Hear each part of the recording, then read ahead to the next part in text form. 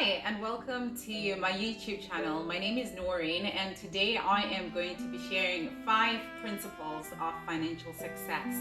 These are principles that I have applied in my life, and ever since I've been applying them, I've found a lot more in terms of being financially more stable.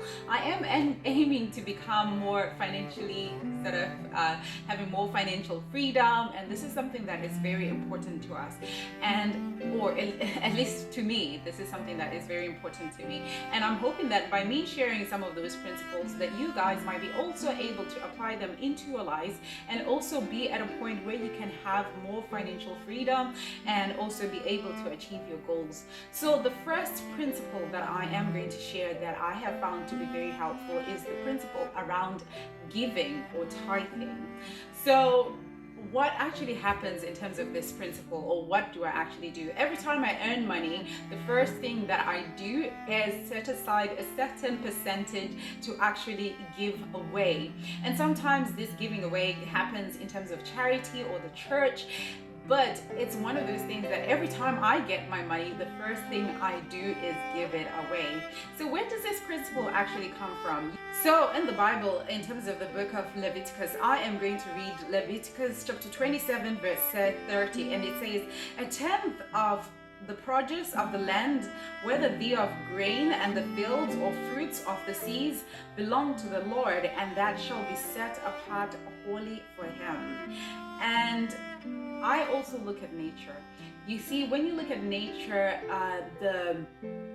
the streams give to the rivers give to the ocean. There's this constant cycle of giving that always is happening in nature. And as a result of this constant giving that is happening, there's always abundance. There is green, there is, flowers. We have this because nature is constantly giving. The flowers take in some carbon dioxide, they give up oxygen in terms of the trees around us. But there's this cycle that is happening, and as long as we allow ourselves to be this channel of giving, whether it's giving to people whom we know, people we might not know, God can pour into our lives and be able to see this. I'm also going to talk share another verse that I feel is also important, and this time it comes from Malachi, and it says, will a man rob God? I mean, this is the question that is asked in here, and it says, "Yet you rob me." But you say, "Where have we robbed you?" And he says, "In tithes and offering. You're cursed with a curse because you have robbed me, even the whole nation. Bring the tithes into the storehouse, that they may be food in my house. And try me now in this, says the Lord of hosts, and I'll open the windows of heaven and will pour out so much blessing that you will not have enough room to receive it." So for us to have so many blessings, this channel of giving has to exist within ourselves. And sometimes, although this passage is referring giving to within the church organization, but it can also be in our lives. Who are people around us who actually need our help? The more we are giving to other people, the more we will receive, whether it's giving of our time, giving of our resources. This channel of giving helps us to grow and also helps to nurture us. So moving on to principle number 2. Principle number 2, in order to get more financial success, is have an attitude of gratitude. So when you actually look, the more that you are thankful and grateful, the more things will come to you. I guess sometimes we can be stuck in this habit of just complaining. We complain, I guess living in England, we complain about the weather, we complain about how it is that we have lost some game, or how things are not going well in our lives. It's so easy to look for things to complain about. But what if we were to change our mindset, and in every obstacle that we actually come across, we see that as an opportunity to be grateful? When you look at Jesus, when he was on earth, there was something that happened.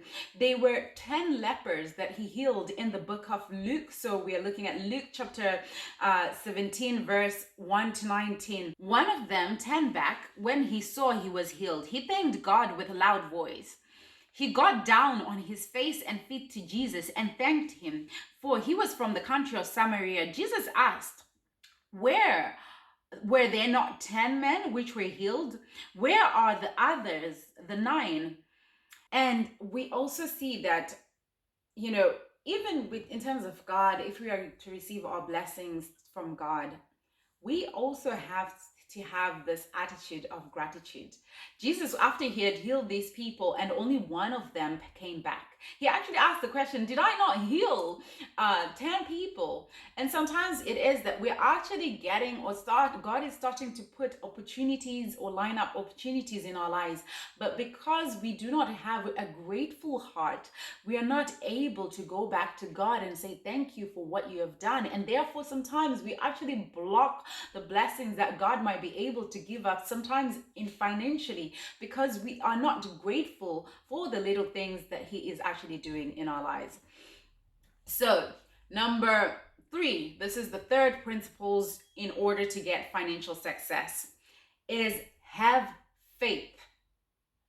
This is so important. We live in a world where sometimes we can be so caught up, like what I was talking about in terms of having gratitude. We can be so caught up in just being negative self-talk, where it is that we constantly tell ourselves, I don't have money for this. I could never afford this. This, my family didn't do a lot. So, we constantly say these negative thoughts around because of our circumstances that we have found ourselves in. We are constantly saying negative things to a certain extent that we cannot even receive when it is that God wants to bless us. If it is that we're constantly telling ourselves we are broke, we can't afford something, we are this, we start to actualize that, and our lives will not be able to lift as much as our thoughts, where our thoughts are taking us. So in terms of this, I'm going to share in Matthew chapter 13 verse 58. This is when Jesus was on earth, and that particular verse, and it says he did few miracles because of their unbelief. Sometimes God wants to pour into our lives so much, but because we cannot receive it, we are on the unbelievers. We are in this space or in this mindset that we just don't believe in what he can do in our lives. We're not able to receive. So if it is that you are at a point where you feel like, you know what, God, I want to believe that you want me to get financial freedom, just write that down. Repeat it in your mind. Have somewhere where you remind yourself, God says he wants me to live in a life of abundance. He wants me to have less stress that comes from worrying about money. We have to say those statements to ourselves instead of us saying, oh, I don't have money for this, or I can't afford this, or this is something that's not within my budget. We should also have an attitude of saying something along the lines of, God is opening a way for me to be able to do this, whether it's a course or it's another program or whatever it is that you want to achieve. Rather than saying like, I don't have money for this, say it in a way that God is opening a way that he will give me financial freedom in this and be able to afford it. And then once you say that, claim it that he will do what he says if he will do. And also just remembering some of the verses, it says God will not withhold good gifts from us. So if it is that we really believe that God is able to do this, we should be able to claim it as well. And principle number 4 is invest. In order for us to have financial freedom, we have to invest. Nothing should, we have to set aside either our time, because sometimes when we start off, if it is that we are just starting off, we probably don't have the financial resources, but we have time. We have to set aside time that we invest into our future, either by learning new skills or by learning, how it is that we have to change our mindset, but there has to be set aside some investment, either in time, in resources that we have to put aside in order to be able to get back. When Jesus was here, he talked about a parable about talents. You see, what had happened is that the person who got the 10 talents saw the needs to invest, and the person who had received 1 talent, though it looked small, if he had done something, and when you see actually in this parable of the talent that happens, it says you could have put it with the I don't know, with the money changers or something like that. So God is putting across this principle that even when it comes to financial resources, or in other cases it can be our time, we have to be able to invest in order to get something else. And this is so true in terms of our financial success. I also remember in my life when I was younger, one thing that I prioritized was investing the little resources that I had to getting to school, to be able to get a master's. And that investment has started to pay us some dividends. But we have to be willing to invest time in order to get something back. And the fifth and final principle is planning. As long as we are not having a destination as to where we are going in terms of our finances, any route, anywhere we will go will be a destination. Let's say, imagine you are on a bus and you haven't actually set a destination, and you go onto a bus, onto the first bus stop. If you do not have a destination, the next stop that bus will drop you will be your destination. Part of it is not saying that we have to we have to do everything, because God has got his parts, but we have to be willing to plan how it is that our lives are going to go.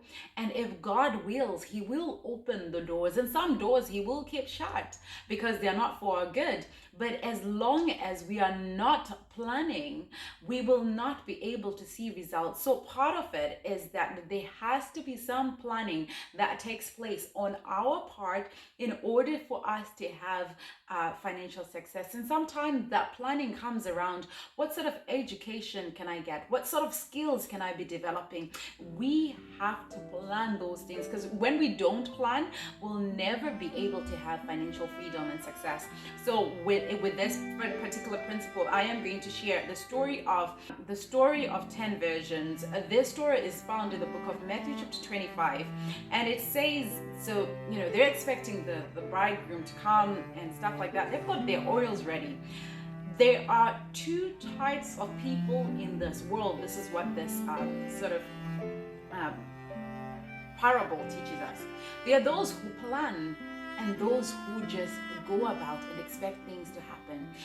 The difference between the 5 wise virgins and the 5 foolish virgins was in their planning. The 5 wise virgins set aside their resources, which was the oil, and planned for the future. We do not know what the future holds, and the future is very uncertain. The future is always changing. But what we can do on our part, through God leading us, we can make plans, and he will lead and he will guide. There is a verse that talks, and it says, he will direct you whether you should go to the left or to the right. But this thing has to happen with us putting our plans before God prayerfully and asking him to lead. So I am going to read Matthew chapter 25 verse 6, and it says, "At midnight the cry rang out, 'The bridegroom, come out to meet him.' Then all the virgins woke up and trimmed their lamps. The foolish ones said to the wise, 'Give us some of your oils. Our lamps are going out.' 'No,' they replied, 'they may not be enough for both you and us. Instead, go to those who sell oil and buy for yourselves.'" So this principle, the ones who had planned were okay. The ones who had not planned were there scrambling and trying to find out what they were going to do. Crises will always come. The future is very uncertain, and this is something that a lot of us have learned from the whole issue of COVID-19 and the lockdown. The ones who are in a better standing are the ones who have made some plans on their own to be able to put themselves in a place where they are financially secure. So out of this, I'm going to quickly recap the principles that I have put across. So number 1 is tithing or giving. Number 2 is having an attitude of gratitude. Number 3 is having faith. Number 4 is investing. And number 5 is planning. If it is that we're able to follow these principles, and I've seen it in my own personal life, we'll start to see us being more stable financially. And thank you so much if you've got to the end of this video. If it is that you found this content helpful, please comment, like, share, subscribe to the channel, and I will also go into further more detail, sharing some of these principles in a little bit more detail, or other ones that I might not have covered that I've also applied in my life. But I just really think it's very important for us as Christians, for us as people in general, to be able to have principles that help us to set us in a different place, to be having a little bit more financial freedom, to have financial stability. And it is found by applying some of these principles. If you have some principles that you've learned that you would like to share, please do spend some time commenting and just sharing those. Thank you very much.